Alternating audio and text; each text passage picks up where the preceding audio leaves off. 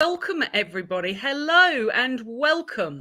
Welcome to the Love Books Tea Party from the Jane Austen Literacy Foundation community. So lovely to have you all here with us. We're going to spend an hour together enjoying lots of bookish chat, and lots of fun and laughter. I'm going to start by introducing myself and everybody else that we have on screen. So I'm Caroline Jane Knight. I'm the fifth great niece of Jane Austen, and I'm actually the last of her nieces to have grown up in Chawton, at Chawton House, on my family's ancestral estate where Jane herself lived and wrote. I'm absolutely thrilled to be joined today. Let's start in no particular order by Natalie Jenner, who has joined us, who's in the US and is the international best-selling author of the Jane Austen Society, Bloomsbury Girls, and others very closely on their way, which is very, very exciting, plus a new one for 25. Welcome, Natalie. Thank you very much for joining us. Thank you. It's Canada, actually. Canada. Apologies. I do know that. I do know that. You're in lovely Canada. You're in lovely Canada. We've then got Sophie, who is joining us from Reading. In the UK, next door to Hampshire. Yes, absolutely. Next county up from Hampshire. So, and Sophie, if you don't know Sophie by her name Sophie, you might know her by the name Laughing with Lizzie. Sophie is called by the BBC a super fan of Jane Austen, and now has a massive following online of all her fun Jane Austen pursuits. So welcome, Sophie. Thank you very much for joining us. Thanks for having me. We then have Faith Cobaine, who is rather lovely, sitting in a hotel room in Scotland, which all looks very nice and very civilized. Faith is actually the winner of the 2023 Jane Austen Literacy Foundation short story writing competition. So congratulations on that, Faith. That was announced last year. But part of the prize that our winning writers get is that their stories are recorded as an audiobook by Alison Larkin, who's a multi-award winning fantastic narrator. And we're absolutely thrilled that the audiobook of our 2023 winners has now been released. And Faith in a little while is going to be tempting you with just the first bit of her story. But congratulations and welcome, Faith. Thank you for joining us. Thank you for inviting me. Lovely to be here. And then we have, last but by no means least, we have Melissa. And Melissa, and I'm not even going to attempt to pronounce your surname, I do apologise. But Melissa is has a business called The Literary Assistant, and is a marketing and social media manager for authors, but is also the manager of the Jane Austen Literacy Foundation community, and puts in lots of work for the foundation. So welcome, Melissa, and thank you very much. Thank you. It's really nice to be here. And we are getting so many comments from people all around the world that are joining us. So please keep leaving your comments. Excellent. Yes, we've got lots of people I can see. Yes, from Michigan and Atlanta and Tennessee. Fantastic. Fantastic to have people joining us from all over the place.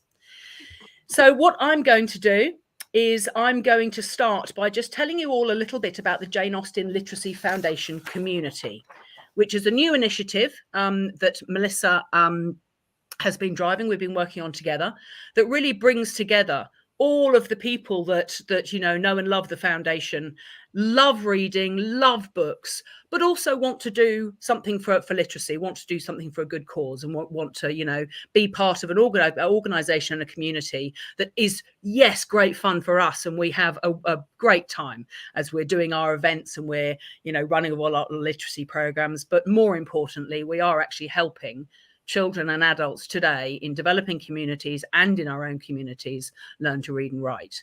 And personally, that's what motivates me and gets me out of bed in the morning, as it were. So the Jane Austen Literacy Foundation community has been developed in order to help everybody read more.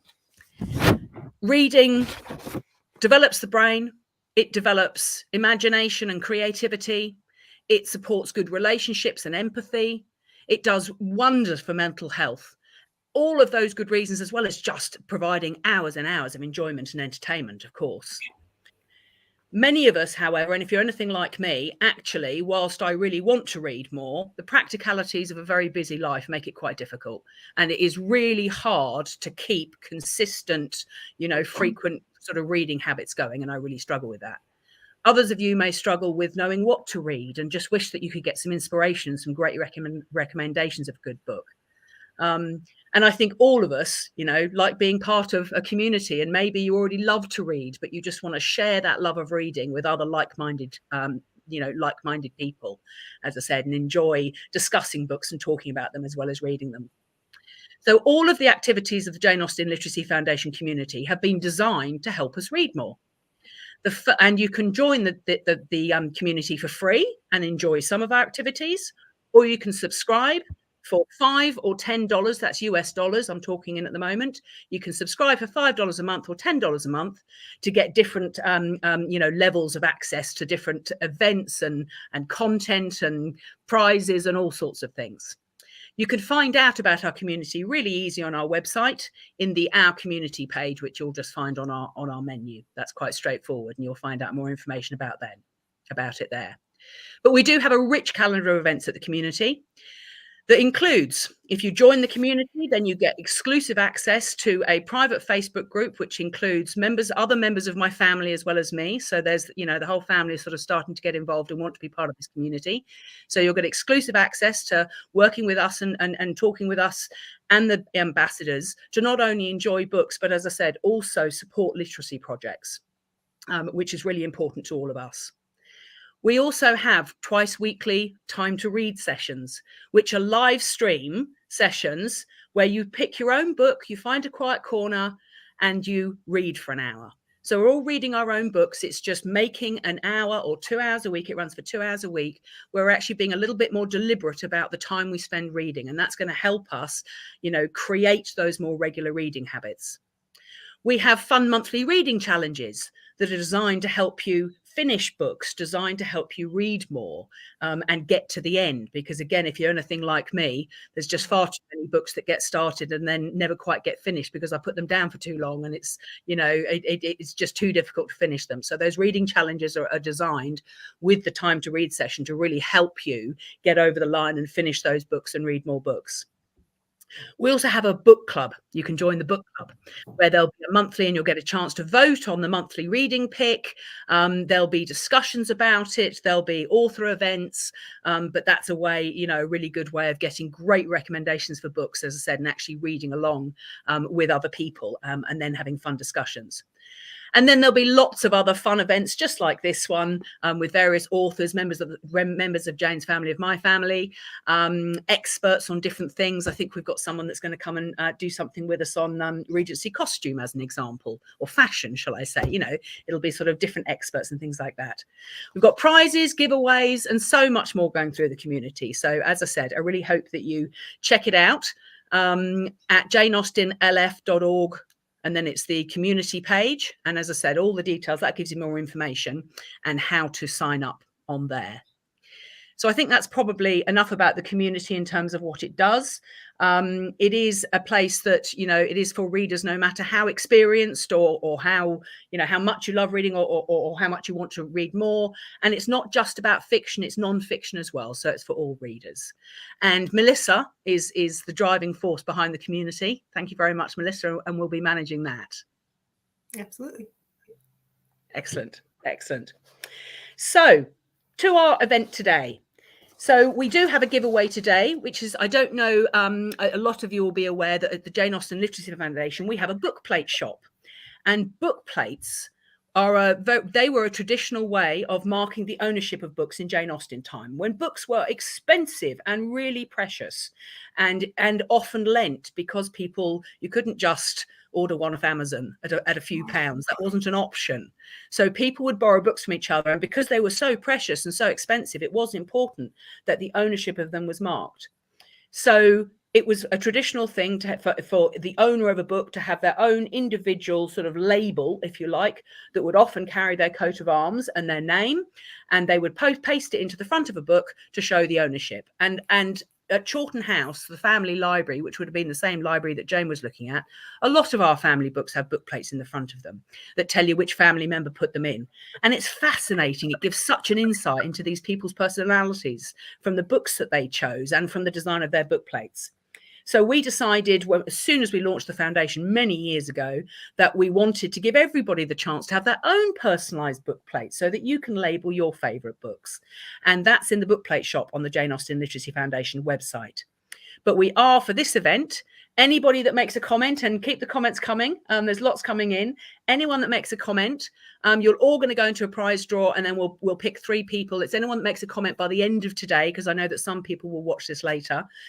Anyone that makes a comment by the end of the day, we will be putting all of those names into a hat and picking 3 people who will be able to take your choice of book plates from the book plate shop, and we'll make you your own book plate complimentary on us.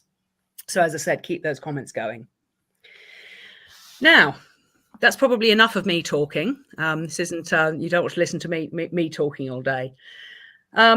Natalie, I'm going to actually start by putting you into the conversation, and it's great to see that behind you, very well, you've got the cover of the Jane Austen Society and Bloomsbury Girls, which I mean, absolute congratulations. I mean, the success that you've had in terms of your international, you know, and how many languages have you now been translated into? At least 2 dozen. Yeah, that's which is very impressive, isn't it? Very impressive. I mean, I tried for decades, as you know, to get published. Like, no one returned an email, and it never even occurred to me that I would ever get published, let alone in other languages. Which is, that's the great joy, right, Carolyn? Because that's when you hear from people all over the world. That's what's so uniting and I think just really special and fortunate about getting published, is that ability to connect with readers everywhere. Yeah, absolutely. And so as a writer, because you're not writing, you're not writing fan fiction. I know that's the expression that lots of people don't like, but you're not writing fan fiction, are you? You haven't picked up the threads of Pride and Prejudice and continued that, but your books have a Jane Austen theme to them. Yeah. You know, they're either set in Chawton and they've got fictitious members of my family, which I find hilarious. And I know Francis better than I know my own ancestors now. But as a writer, though, why, and what sort of really inspires you about having that Jane Austen theme? I mean, Jane Austen connection. You know, it's funny though, Carolyn. I think all modern writing is a form of fan fiction, in the sense that it's all imbued by what we have kind of absorbed as children and in our adolescence in terms of what engages us the most with literature. And Jane Austen was just always my favorite author from the time I was 9. And she's been there for every stage of my life: happy, sad, challenging, ambitious. She's a writer that you can always go back to. So there's so much richness to her text. Her characters are so wonderfully real. They live forever. You do feel like her characters are your friends. I think that if you love Jane Austen, she becomes a part of your life. I don't think she's just the books in your library. And I think that everyone here today watching this probably can relate to that feeling that I have. And I think that when I sit down to write, I kind of want to hang with her. I kind of want to be in her world. I always used to think she was the person that I'd want to, like I said this once, sit, you know, on the bleacher at the school dance and kind of gossip about everybody. So when I write, I kind of love feeling like I'm channeling her a little bit, not because I'm anywhere on the spectrum of her genius, but because she is the genius. She is the master, like Shakespeare. And if I can channel 1 billionth of her genius, then I think I will write a really good book. And I think that's why I always turn to her, to some extent, in my writing. And also, one last thing, from a very writerly perspective for the writers and the audience, her choice of an omniscient, godlike narrator who is actually telling the story, sometimes through another narrator, and then through the individual characters, and the going into each different character's heads, is such a fun way to write. And I love that multi-character universe where you kind of, the narrator's controlling it. So you don't really know if Darcy knows for sure that Elizabeth overheard him diss her at the very beginning of Pride and Prejudice. But you know that he waited until he caught her eye before saying, well, she was tolerable, but not handsome enough to tempt me. And there's a narrative interplay going on there, which you will never tire of reading and rereading. And I love to mimic that in my writing, because it allows me to create humor. I hope. I don't know if it's that funny, but the aim is to create the humor and the dichotomy between what we think of ourselves and what others think of us, which I'm very fascinated by as a writer. So I think her sweet spot is very much also where I love to look at things. And are there any, when you're, as you said, trying to take some of those lessons from the way that Jane wrote and things like that, are there any, as a writer, are there any dangers? Are there any things that you're, you know, as much as she's inspiration and she may give you, yes, some inspiration in the way that you also write, is there anything that you also avoid or fear or, you know, have to be careful of? I mean, I do think that I have to be, I don't think anything can be too funny. I was listening to an audiobook by a very new audiobook memoir by the man who created the TV show 30 something. And he was quoting some of his mentors who said, you know, nothing could be too funny. And I think what was so daring about Jane Austen is she will put a comment in, and it's like that moment where Mr. Bennet says to Mrs. Bennet, Elizabeth, you know, an unhappy decision lies before you, you know, one of your parents. That is such a brave moment to put in the humor. And that's why it's so funny. And I think the danger, I think for me, is not being glib and not diffusing the moment by wanting to go for the cheap laugh. And what Jane Austen is, you know, because I do write purposely, I want to write a book that is enjoyable for people and leaves them happy. And there's a tendency or a temptation to skim along the lightness of the surface. And what Jane Austen does, and the reason you can reread her text, is because she's operating on so many levels. You may think something is just funny or glib, but there's actually so much rooting it underneath. And I'm pretty sure she reworked her manuscripts like repeatedly. Like, I think she was a real perfectionist in a good way. And I have to, as a modern writer and as a relatively new published writer, I think I do have to try to mine the depths behind the humor more than it's tempting to do. Yeah. Thank you. And you've got another, well, you're in planning at the moment, or because you have something else coming out in 25. What can you say about that? Yes, I have a book coming out this May that is a continuation of Bloomsbury Girls. So my books start Jane Austen Society, 1945, 46, Chawton. And then 1950, London, someone from Chawton is working in a bookshop in London. And then 1950, someone from the bookshop is working in Rome. And then I decided to just go for broke. And with my fourth book, which is coming out in 2025, which is the anniversary year that we're all very excited about, the 250th anniversary of Jane Austen's birth, which by my calculation, Carolyn, will be the last major anniversary that I will celebrate in my lifetime. That's how old I am. We've got almost like 35, 40 years to wait for the next big anniversary. I know. I'm like, I don't know if I'll make it. So, I agree. It's a big one for all of us. So I was like, I better write that book now. So it's called Austen at Sea. It's set in the 1860s. It's set in 1865, again, right at the end of a time of war. And people are just coming out of war, this time the Civil War in America. And it's about two young women who have a very protective, widowed father who happens to be a justice on the Massachusetts State Supreme Court.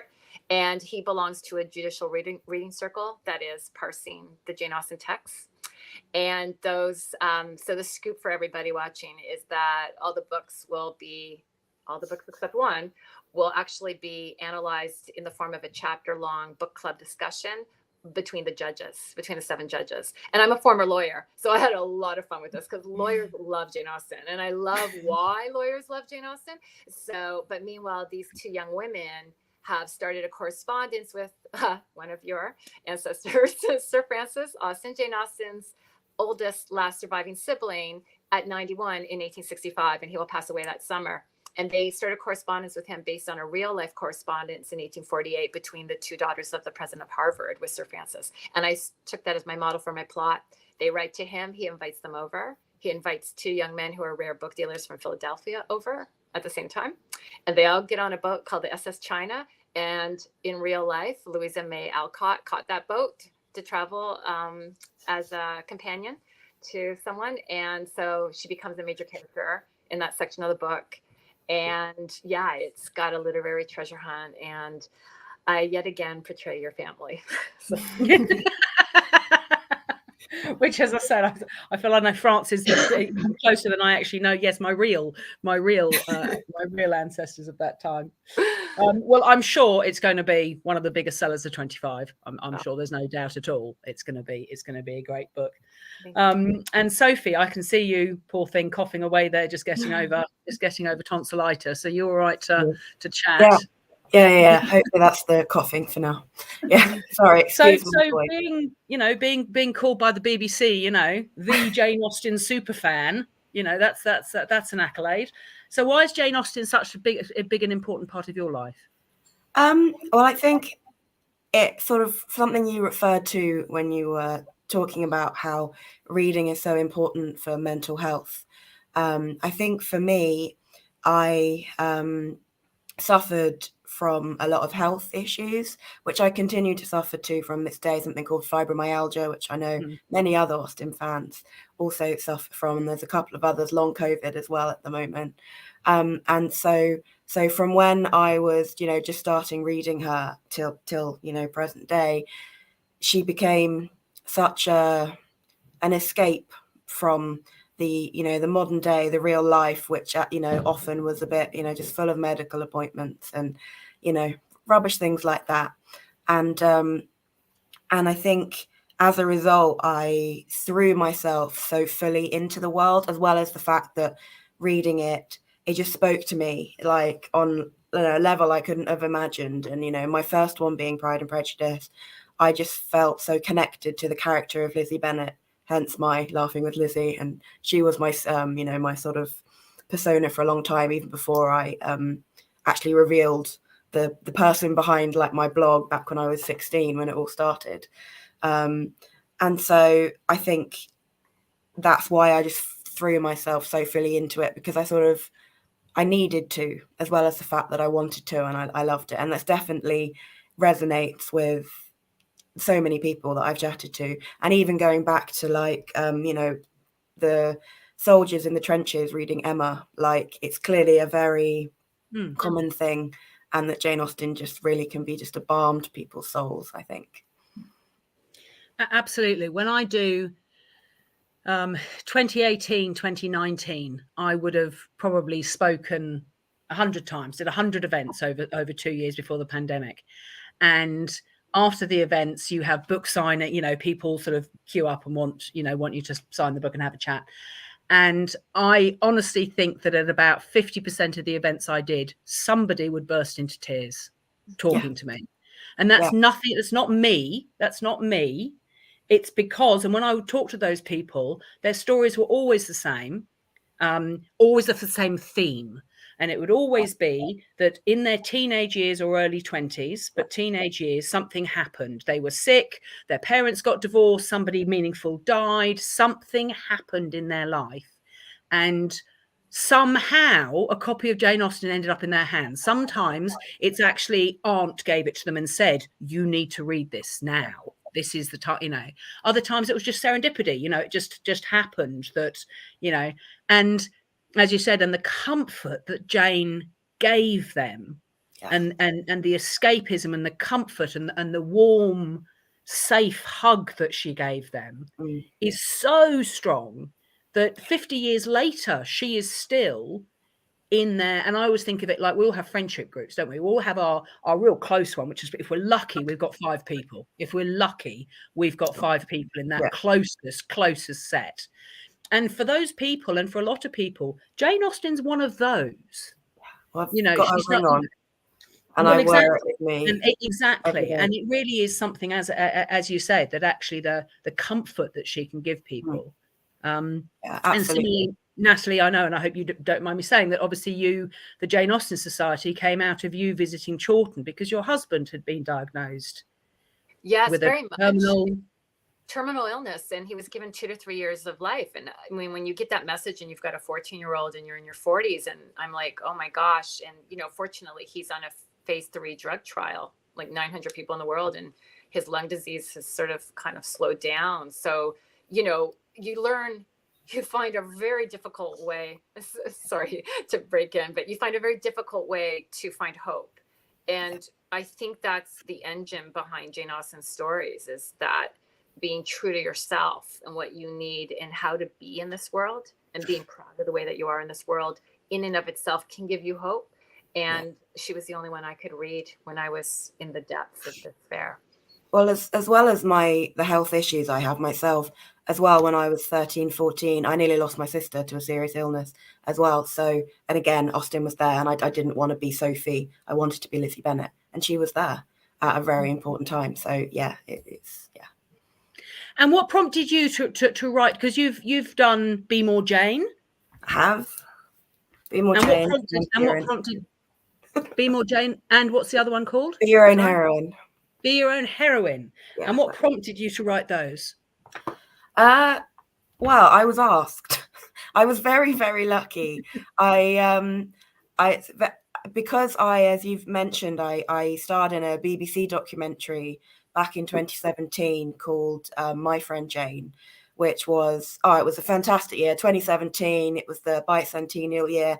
I think, again, I was so lucky. I was 20, turning 21 that year. Lizzie Bennet, it was just great timing. And it was so fun doing that documentary. And off the back of that, a publisher saw it, looked up my blog and liked my style of writing, and just contacted me out of the blue and said, oh, how about writing a book for us about Jane Austen? And I was 22, sitting at my part-time job, like, what email have I just received? It was, I just couldn't believe it. I absolutely would never have deigned to try and write a book about Jane Austen, certainly not at 22. I still don't really know how I did it now. But they had the confidence in me, and so I thought, well, I'm not going to get this opportunity again, so I'm gonna go for it. So then Be More Jane came out a year later. Very good. Very good. You can have to excuse me a second. I've just realised that my laptop isn't plugged in and my power's going to go. So sorry that I'm flapping around for a second. But Sophie, I feel like a lot of us have kind of seen you grow up a bit because you've been making content since you were so young. And it's exciting to see, I found Austen a little bit older that I really got into everything. So it's a lot of fun to see somebody with a younger perspective. And I'm curious because I hear a lot of people say that they have one book as an absolute favorite when they discover Austen, and then as they mature and get older in life, they change what their favorite is. So have you found that you've shifted what characters, or you're just all in Lizzie Bennet? I've definitely found that. It's right. I've seen some of the names coming up, and I've seen Hazel come up, and I used to go and stay with her when I was 17, and really, and first, getting all into the Austen, and I'm now 28, so it is crazy looking back at the names. I'm like, yeah, you've watched me for quite a long time, and it's in amazing. Austen world, 28. I mean, you're a positive spinster, aren't you? I'm not married. It's not good. Where's my cat? I need my cat. Didn't you have a special cake that I saw? So when I turned 27 last January, I held a no money, no prospects ball. I saw that. Embraced the Charlotte Lucas, and it was the whole theme of the ball. It was great. And then off the back of that, I'm now hosting balls on the regular, which I saw someone comment that they're coming in spring. Look forward to seeing you there. Yes. So so are you going to morph into consoling with Charlotte then? Out of love? It was it. I'm like, right, well, I've got Anne Elliot or Charlotte Lucas. My last tooth, Anne Elliot was my last heroine, and I'm 28. I'm like, well, great. What have I got left? Elizabeth Elliot. Woo. But I was like, well, realistic. I am more Charlotte Lucas right now than I am Anne Elliot, so I just had to embrace the Charlotte Lucas. Really. Absolutely. But sorry, to answer your question, no, Jane Austen has always been. Oh, I remember that too, Hazel. Such a special memory. Jane, Pride and Prejudice, and Lizzie has always been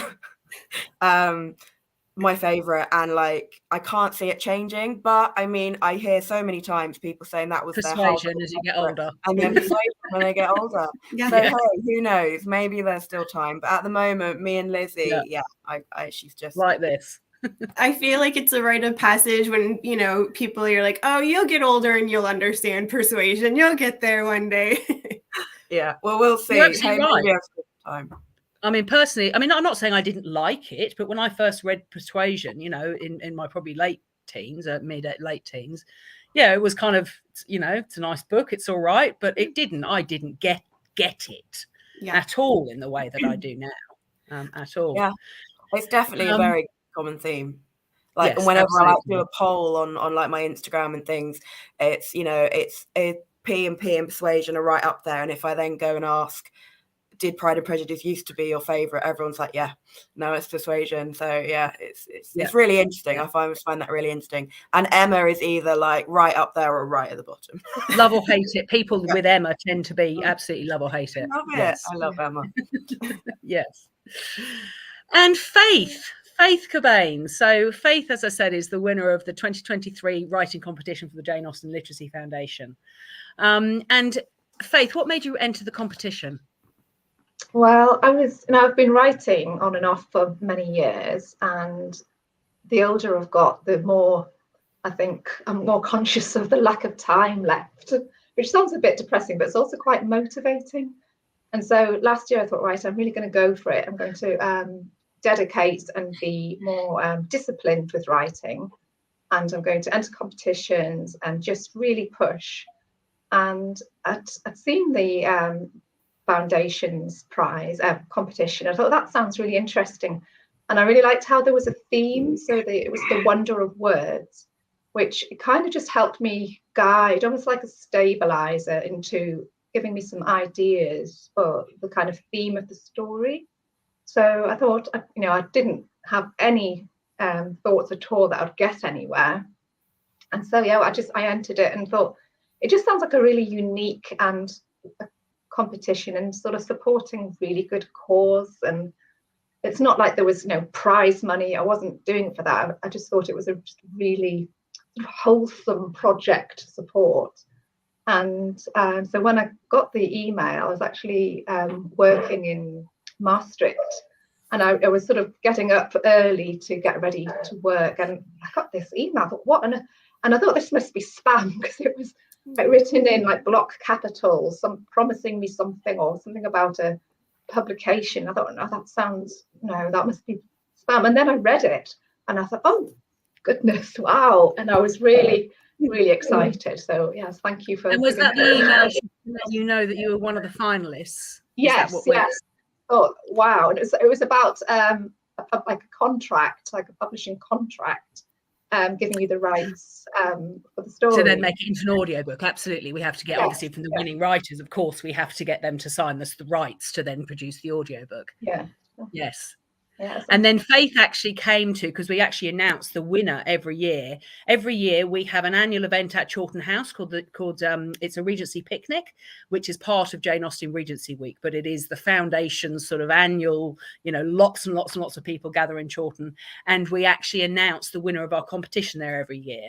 And Faith didn't know she'd won at all. That's not why she was there, but Faith came to that, because I do invite all of the winners to come along.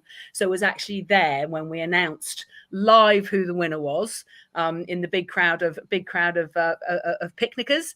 And then Alison Larkin, who's actually the narrator who narrates our winning stories for us, she was there. She'd come from America for it, and she actually read out Faith's winning story to everyone at the picnic, which was just wonderful and a lovely moment.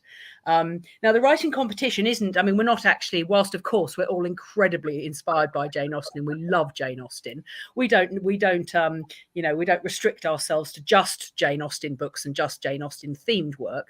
So the writing competition isn't Jane Austen themed. As Faith said, we choose different themes, and the Wonder of Words was last year's, which actually got us some the quality this year was absolutely fantastic. Natalie's actually on the judging panel, which is why you're nodding along. So Natalie and myself and Susanna Harker and Helena Kelly, and last year it was Justin Young, and we actually select. There's a big panel of volunteer judges from the foundation that read all of the stories, and every story is read by more than one person, and they whittle it down to a short list of 10. And then myself and Natalie, as I said, a panel of 10 of us, then actually from that we select the final 3. All of those 3 are the winners, so all are made into the audiobook, but then it's actually the general public. We then publish those on our website, and it's actually the general public that picked the overall winner. So it was the general public that actually picked small print as the overall winner. I have to say, it is, I love it. It is such a good story. It is now available on all streaming platforms. The Jane Austen Literacy Foundation Writing Competition 2023 winners is on iTunes and Spotify and Audible and everywhere you'd expect it. But if you don't subscribe to a streaming service, you can also listen to it for free on the Jane Austen Literacy Foundation YouTube channel. It is the latest video up there, so that's very easy to find. But Faith, could I ask you to tempt us all and perhaps just read out the opening to your story? I said, let's not read the whole thing. Let's let people discover because it's got just such a wonderful sort of dark, delicious twist at the end. I absolutely love it. But perhaps you can do that. I just wanted to say, I noticed some of the names coming up there on the chat, and I recognised one of the ladies who I took a picture of, Carla, and her absolutely amazing costume. I was just like, I was sort of quite short notice attending, and I didn't have the chance to have. Oh, there she is. Hello. I didn't have the chance to get a lovely costume, and I was just awed by the atmosphere and all the costumes and the detail, and just absolutely incredible. Carla, I've seen Sheila is on listening as well. So lovely to. Sheila was the winner the previous year. 2022, yes, Sheila was the winner. And you're right, Carla's costumes, Carla's costumier, whoever are fabulous, aren't they? Yes, the colour was beautiful green, I remember. Absolutely gorgeous. Yeah. And so, I would recommend anybody, if you've not been to the Literacy Week, it's absolutely incredible. The Jane Austen Regency Week. Yes. Yeah. Is it in June this year? I mean, I'm sure you'll come on to it later. But it's about the 20th. It starts about the 20th, whatever that Saturday is of June this year. Yes. Oh, there she is. Hi, Carla. I'd highly recommend it. And there's all sorts of activities within that week.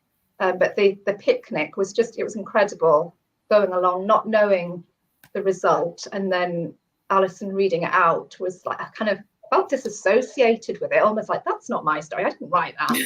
And then people around me were reacting to it, and it was really quite an honor, because they were laughing and there was silence, and I thought, they're listening to something I've created. So to any writers, please enter the competition. It really is a good exercise, and it's just go along to one of the events. It's a really great experience. It's unique.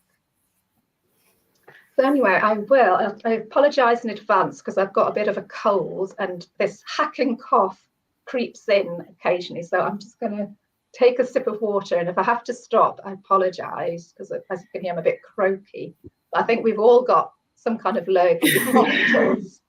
Yeah, Melissa's doing very well to be here, because Melissa's got COVID.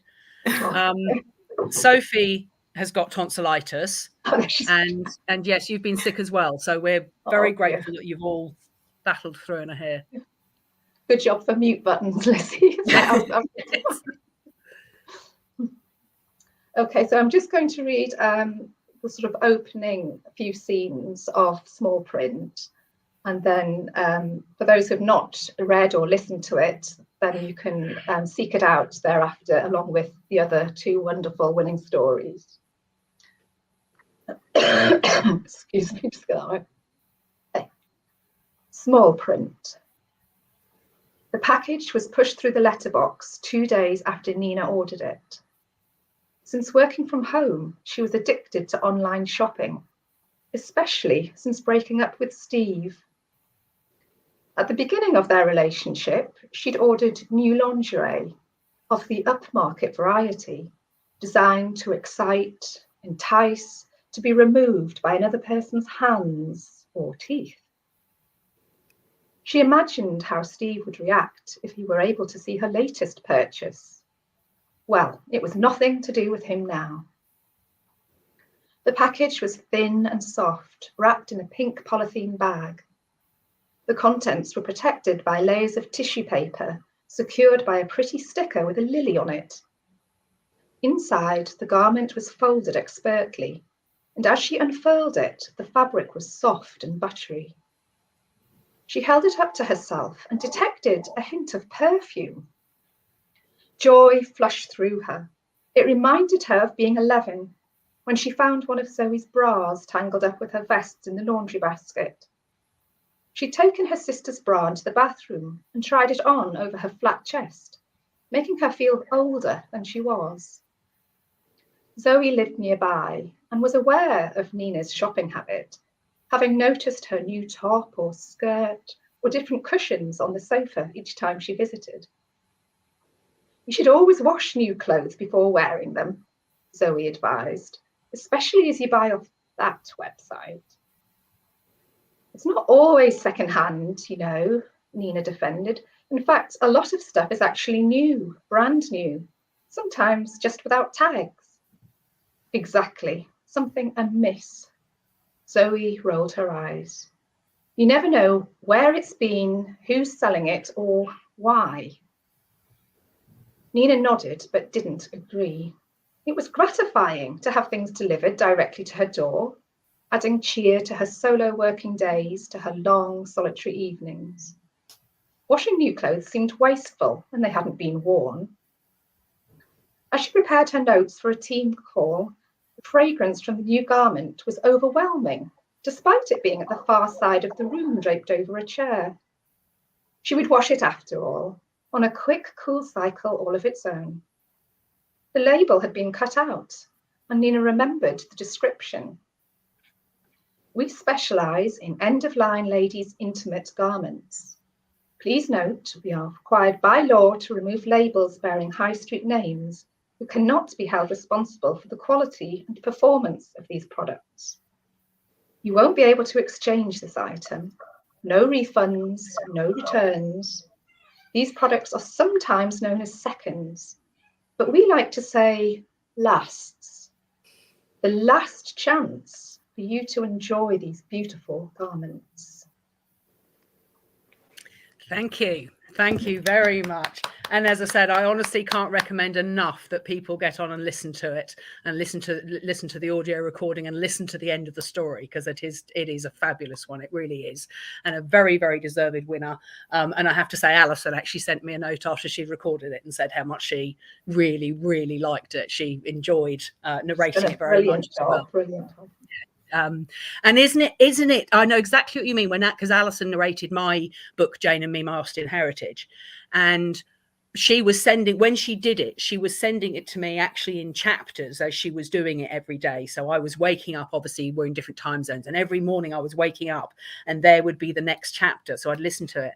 And the first time you listen to it, you really think, that's not my, or it doesn't feel like you wrote it. It elevates it to such a different level. And I remember having such a sense of, oh my God, I've written something. Yeah. You know, and it actually sounds okay. It sounds, you know, it was an incredible experience, which is partly why I have to say, because I'd had that myself. And her reading my work actually gave me confidence. It actually made me think, you know, actually this does, you know, because someone else reading it also allows you to kind of step back a bit, doesn't it? Yeah. And you're hearing it objectively a bit more. Mm-hmm. And it was so amazing and gave me so much confidence when we started doing the writing competition. It was, excuse me, it was a no-brainer that was going to be the prize. That's what I want to give people, is that moment of actually hearing their work actually done that professionally and that well. It just, the confidence it gives you. So I'm glad that you enjoyed that experience as well. Yeah, it's almost like somebody trying on some of like a dress of yours, but they perhaps accessorize it differently. So like she just puts intonations on words that I didn't really even hear when I was writing it. And it almost sounds better than when I wrote it. So it feels like she's brought it to life. She's really done it justice. I mean, she's an excellent narrator. I really like her style. It fits really well with the Austen material and that kind of slightly kind of humorous undertone. Yeah, I really love it. Yes, I know. Right. And obviously Alison's a comedian. I mean, she's very funny. Yeah. And an actress, which is what allows her also to create the different voices without it sounding like, and I love the way she does it, because she does give different characters different voices, but in a way that's so you can clearly recognize who everybody is, but it's not overdone, so that you're sort of flipping from the, you know, it's a very smooth, very well done. And as I said, congratulations again, and thank you for entering and giving us such a fabulous story to add to our collection, obviously, of published audio. Absolute pleasure. Very welcome. And this year's writing competition will kick off as usual at the end of March. We have I'm not going to say what it is because I can't say until the day, but we have a fabulous theme this year. I'm really excited about it, which has actually been proposed by last year's judging panel. So I'm very excited about that. But that launches at the end of March. If you're interested in the writing competition, you can actually get to our website now and go to the page that says 2023 writing competition winners, which will just tell you about the winners, and obviously Faith's on there. But if you scroll down to the bottom of that page, it's not very far, you can actually put in your name and email address, and when we launch the competition, you'll get an email so that there's just no way you miss it. So you can register your interest for this year's competition. And we will be announcing the winner once again at the Regency Picnic at Chawton House as part of Jane Austen Regency Week. That this year is actually on Sunday, the 23rd of June will be that picnic. As you say, tickets are not on sale yet, but as soon as they are, because they're sold by the Jane Austen Regency Week festival, as soon as they are, we will of course be posting about it on our social media. So they will be available. Thank you very much, Faith, for that. That was a treat. That was a treat to hear the beginning of that. So I think before we continue, I'm just going to remind everybody that about the Jane Austen Literacy Foundation community and events like this. And obviously we will be having other events with Faith and Sophie and Natalie and lots of our other ambassadors and, as I said, and members of the family, as well as a book club and reading challenges and our time to read sessions and our exclusive Facebook group, which, as I said, other members of the family are going to be joining that, and we're all, we're very keen to sort of, work with a community for our love of books, but also, as I said, to support these literacy projects. We're now going to do something fun. So I'm going to hand over to Melissa, who is going to have a Jane Austen quiz with us, which will all be fun, test all of our knowledge. And none of us have seen this, just to let everybody know. So it's going to be as much of a quiz and excitement for us as it is for you. So over to you, Melissa. We'll give you your voice a little break. I was thinking before we jump into the quiz real quickly, I think everybody brought a book to share. And maybe we could share our books that we have so we could get everybody talking and let everybody see everybody for a second before we jump in. So if you want to take the time now to grab pencil and paper, if you want to write it down, you can always use notes on your book when we do the quiz. It's going to be 10 questions. Don't panic. This is not graded. It's just going to be for fun. But if you want to go grab something to take the quiz while we share a little bit about the books that we enjoy, this will give you a little bit of taste of how our community is set up. So obviously we all love Austen, but when Caroline and I talked, we really wanted to make the community a place that we talk also about books that inspire, whether it's characters that inspire us, from nonfiction, fiction, all sorts of books, because I think we do all find a lot of inspiration in Jane Austen herself. And whether it's, feeling inspired by Lizzie Bennet to give you strength to get through tough times, or feeling inspired by something that Jane wrote or happened in her life, we take inspiration from these moments. So we really wanted to expand off of that for the community, to dive deeper into more reading, lots of different genres. So we thought it would be fun today if we could all share with you a little bit of what we would recommend maybe for a book that we enjoy. So Natalie, do you want to kick it off for us? Sure. Thanks, Melissa. I wanted to recommend A Secret Sisterhood it's nonfiction, by Emily Midorikawa and Emma Claire Sweeney. And it's about literary friendships involving 4 famous authors. So Jane Austen and Anne Sharp, who is the governess to Edward Knight's family, his 11 children in Chawton, Charlotte Bronte, George Eliot, and Virginia Woolf. And why I love this book is, as a writer of fiction that's rooted in the past, I get my inspiration mostly from memoirs, biographies, and nonfiction, articles that shine a light on people of the past who've had a huge unspoken influence almost. So this is a wonderful book that makes you think about the impact, especially on women authors, of their friendships at a time when, if you weren't married or having children, which is what happened with 2 of these 4 women, but also the reliance and the inspiration they took from their female friendships, which is something we can all relate to. And so I really love this. It has a foreword by Margaret Atwood. It's a wonderful, wonderful, illuminative book that I highly recommend. Did I get the title correct? The Secret Sisterhood? A Secret Sisterhood. Okay, perfect. Thank you for sharing that. That I just remember that has been on my list to read, and I forgot about it, and now I'm reminded I need to go order it. And I actually did a poll today. If you're following us, plug for our Instagram account, and we had a lot of people responding that they would love for us to add nonfiction to our book club for the community. I was really surprised. So that could possibly pop up as a nonfiction book club pick later. It's great. Perfect. Faith, do you have a book to share with us? Yes, I'd actually like to mention two, just because I read them consecutively, and then I kind of saw, I think as a writer, you kind of look or you see patterns and things that probably maybe aren't there. But so one of them is The Toll House by Carly Regan, and the other is classic, The Enchanted April, Elizabeth von Arnim. And the reason I sort of want to mention them both, well, one being a classic and one being a debut. The first one, not only is it absolutely beautiful and tactile, it's a cloth-bound mini classics version. That was published in 1922, and this one 100 years later in 2022. Each are kind of polarized. This is really light, and people might be familiar, very light and uplifting. It's about the rediscovery of joy. It's about four very different women who go to rent a medieval castle in the Italian Riviera, and the sort of dynamics interesting and changes when men arrive as guests. And this one, so yeah, very light and uplifting, and this one's very dark and supernatural and eerie, and I love a ghost story. Yes. But also the sort of commonality is that they each are sort of set in buildings. So there's a mini medieval castle and the toll house where the protagonist lives. And I just really enjoy when a building almost becomes a character in its own right, and how the building sort of influences and affects the characters' behaviours. So yeah, I would recommend both, but they're kind of like very polarized, very dark and very light. So perhaps have them, one, well, whichever way you want to do it, just balances out that kind of uplift and creepiness. So yeah, I like those very much.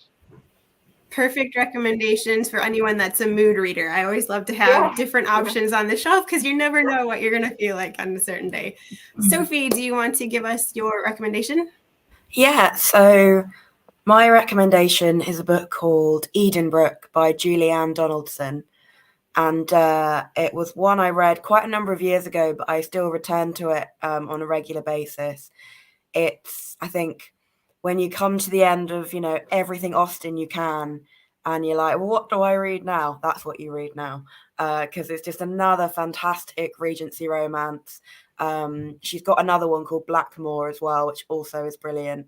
And it's got, no one's ever going to be Jane Austen. However, it has really got that feel, some great characters. You've got, strangers sweeping heroines off their feet. You've got, just everything you would want from a Regency romance. And it's really, really well written. So I highly recommend that. Absolutely love that book. I'm going to grab it so everybody can see the cover because I actually have it right here on my shelf. I've lent it to someone, so I don't have it on me. I'm always recommending it to people. So. There is my lights might be too bright today. There's a special collector's edition. I don't know if it will be able to show here.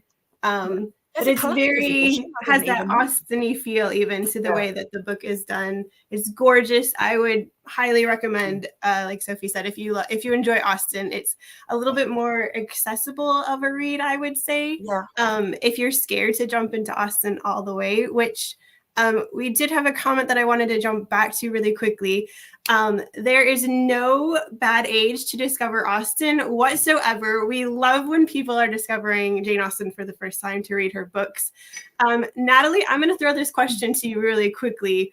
Do you have a recommendation of what people should read first when they're being introduced to Austen? I always say that I think Pride and Prejudice is the gateway drug. I think that it's the one that sort of eases you into her irony and some of her sort of trademark, writing style, but is doing it in the context of this sort of hate to love trope that I think we all intuitively, who love modern popular culture and rom-coms, etc., it really hooks you right away. It's like, I call it a makeover book without a makeover, because both characters don't actually change, but they so misinterpret each other at the beginning, and that there's so much, it's just so rife for humor that way. So I think it's the most palatable for anyone that's kind of tentative even, or hesitant, because they assume that because it was written 200 years ago, it might be written in a certain style. That's the one that I personally would start with. You get all of Austen's best bits, I think. Yeah. Absolutely. And I always recommend to someone, if you haven't watched the movies, watch the movies first, because it gives you the context of the story. I know everyone has their favorite version, but it gives you kind of, you're going to know what's happening in the plot, and it makes reading it a lot easier, I feel. Yeah, definitely. Caroline, would you like to share with us your book? I know we are getting the other thing I'd say about people who are wanting to get into reading Jane's work is if you do, as you say, if you do find the original text too much for a first read, which it isn't. It's the sort of thing, once you get into it, it's actually, you read Jane's work very easily. But on first read, yes, if you don't know anything about her stories, something else I might suggest is audiobooks of her work. Yeah, because absolutely. Certainly listening to somebody else reading it, obviously you're getting the original text, but somebody else is, of course, putting the full stops in the right place, aren't they? In the center, they're reading it to you in a way that it should be read. So audiobooks, and Jane's work was, in those days, lots of people, they didn't have televisions, and you had lots of people that couldn't read. And actually reading books aloud was very much part of the way, reading a book aloud to your family and reading a chapter each night was absolutely what people did. So listening to Jane's work being read out loud to you is actually in keeping with what she was in, how she would have assumed it would have been consumed at the time. So as I said, plug for Jane Austen audiobooks. And obviously our good friend Alison Larkin has done the complete novels of Jane Austen, and and that is the top selling Jane Austen audiobook there is, and highly recommended. Melissa, our quiz. Yes, and we will skip. Caroline and I will drop our books in the comments below, so we don't make you guys run too far over on time. Hopefully you're enjoying yourself and you're not wanting to rush away, but we are conscious of our time here. All right, hopefully you have your pen and paper. You are ready to take the quiz. You can feel free to leave your answers in the comments as we go if you'd like to do it that way, to let us know that you're participating. However you prefer to do it. So we will start off with a little warm-up true or false question here. It will be on the screen so everyone can see it. And then we'll go through a quick time at the end, and I will give you the answer so you can see if you got it correct or not. The first question is true or false? Jane Austen was one of 6 children. And I will give you guys a moment to write your answers down. And feel free to tell me if we're rushing through these, because I don't want anyone to feel overly rushed. Our next question, in which novel do you find the characters Fanny Ferris, Colonel Brandon, and Charlotte Palmer? And I cannot see the comments while I'm doing this, so feel free if anybody needs to tell me something as we are going. I'll keep an eye. All right. Our next question is, what is Mr. Darcy's annual income? Go ahead and write your answers for that. Not enough by today's standards. How old is Anne Elliot? This one I feel like might trip a few people up because I had to go double check it myself. I did tell you that answer earlier as well. You did. You did. Our next question is, who is the oldest single woman in Austen's novels to catch a husband?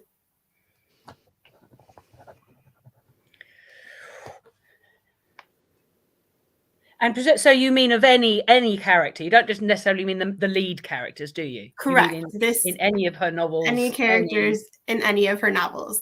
Yes. Sophie's feeling pretty confident here. I think we can safely say she is the super fan. I mean, I've got a reputation to uphold. You do. I had to think about that last one, but it's just come to me. All right. Who says the line, "My sore throats, are always worse than anybody's"? Well, any of you, obviously. I had to throw this in. Just too perfect for today. We all might be channeling a little bit of that character today. Thank goodness for antibiotics. I'd be nowhere in the actual Regency period. All right. Next, we have, which of Austen's novels was first adapted as a feature film?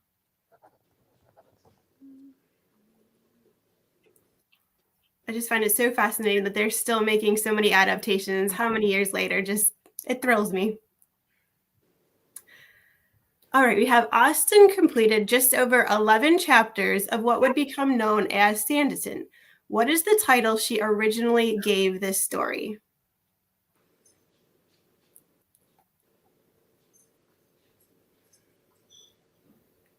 I'll give all a few seconds to think.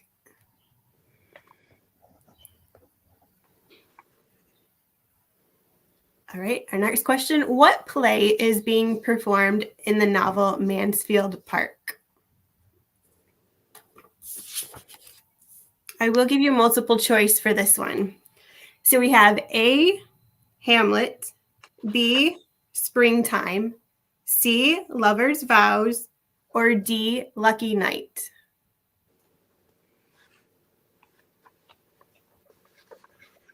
All right, go ahead and have your answers. Our next question, how many of her books were published during Jane Austen's lifetime? So how many did she see published while she was alive? All right, now a final question.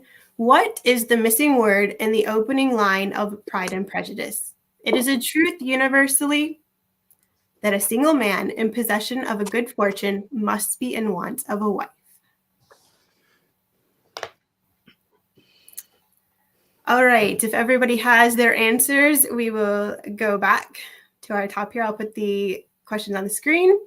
True or false, Jane Austen was one of 6 children. And the answer is actually false. She was one of 8 children, one of them being Edward Knight, the, I believe, 5th great-grandfather of Caroline Jane Knight. Fourth great-grandfather, but yes. Fourth. Thank you for correcting me on that. That is a lot of greats. A lot of greats, exactly. Yes. All right. Next we have, in which novel do you find the characters Fanny Ferris, Colonel Brandon, and Charlotte Palmer? Anyone want to shout it out? Sensibility. And Sensibility. Can't shout. Yep, and most people got that right on because people have been answering on the chat as we go. Most people have got that right. Absolutely. All right. So our next is, what is Mr. Darcy's annual income? It is £10,000, which I did a little digging, and there's a lot of room for error, but as best as I could see, it would be equal to about 16 million US dollars is what I found as the average answer. Natalie, you can tell me if you... I was going to say. I think it's $16 million generating a certain percentage a year. There's a lot of math. I was down a rabbit trail of information because there's discrepancy off of what he's generating versus what he has in property holdings. Probably like Pemberley, though, is worth more than 16 million today. Right. So his actual income that's coming in, not his holdings and investments, all the other things that he has coming out. I feel like it works out to like, I think I remember reading once, and I could be wrong, that it was like having like $1 million a year being generated from what I had. So it's not 100,000, it's not 20 million, but it's a lot that's being generated just as interest to live off of. That's my gut feel, but I could be wrong. Definitely. We'll just say Lizzie's not doing too bad for herself. We'll leave it at that. Absolutely. All right. How old is Anne Elliot? Sophie, you gave us this one. 27. I'm out of heroin. 27 years old. Who is the oldest single woman in Austen's novels to catch a husband? This one is poor Miss Taylor. who we see in Emma. Emma's father is so upset that poor Miss Taylor has been married. Natalie, are you okay with that answer? Yeah, no. I wrote down Emma's governess because I couldn't remember. So as you were talking, I was like, oh, I got it half right. You got it. We will give you credit for that. Who says the line, my sore throats, are always worse than anybody's? This goes to Mary Musgrove, who we see in Persuasion is so miserable. And Anne always has to listen to her complaints. I mean, if she had tonsillitis all the time, it hurt. Fair enough. I just don't think she did. No, I don't think she did. Which of Austen's novels was first adapted as a feature film? This was the 1940 version of Pride and Prejudice with Sir Laurence Olivier and Greer Garson, which there have been many adaptations and plays and iterations of it since. It's a hilarious version, that one. The outfits. Next, we have Austen completed just over 11 chapters of what would become known as Sanditon. What is the title she originally gave this story? Did anybody have a guess on this one? Was it The Brothers? The Brothers, yes. Yep. Oh, and by the way, Melissa, it does vary dramatically Darcy's income. It is very interesting. From $1 million, which is what I thought, to 16 million, yes. which is what you thought. So we're both right, or both not right again. All right, so we have what play is being performed in the novel Mansfield Park? Lover's Vow. Lover's Vow. Scandalous play. Much to the father's disapproval. Yes.